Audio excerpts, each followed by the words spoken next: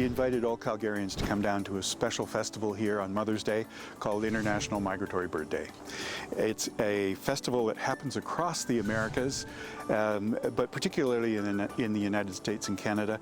And on International Migratory Bird Day, we celebrate the fact that there are birds returning from the south to either feed or nest or migrate through to climes north of us, where they're going to, of course, have their nests and babies. And we'd like to celebrate that with International Migratory Bird Day Festival. International Migratory Bird Day is a day that is free, by the way. People are more than welcome to come down with their families and have a look around. We will have exhibitors here out in the courtyard, and those are going to be primarily exhibitors who are organizations that also have an interest in the conservation of birds. And just to top things off, we'll also be doing some tours of the sanctuary to talk about what has happened, what is happening, and how the sanctuary is recovering and the habitat that's there for birds. Well, the interesting thing about birds is that they are a natural part of the biodiversity, if you will, of living things that are in the city. And as we've grown, we've put a little bit of pressure on those habitats, those places that birds tend to want to either nest and or find food over the years. And even though we're graced with a lot of green space, we're still putting pressure on migrating birds and their habitats for that. Their places for having nests and feeding and staying for the summer are disappearing.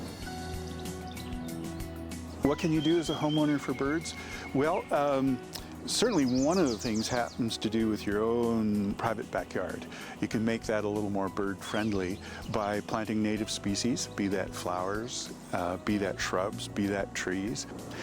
Certainly the other thing is to get involved with any tree planting programs that might be happening.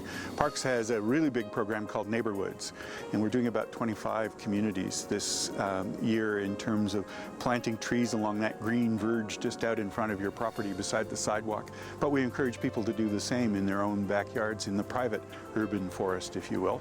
And that will create habitat and shelter for birds, whether they're nesting and staying or migrating through.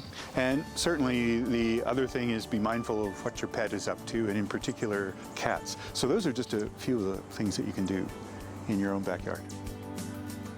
I would say that for me, one of the joys of Inglewood Bird Sanctuary is that here in the center of the city we have a little gem that just so happens to be a haven for birds. And in fact, in June we'll be celebrating our 86th anniversary as a bird sanctuary.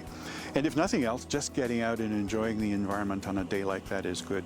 But historically and most immediate is the fact that we've got this sanctuary in the middle of a big bustling city of over 1 million people, and believe it or not, birds are still coming here and nesting and raising young and migrating through back and forth. It's an extraordinarily important place. So come see why it is for birds.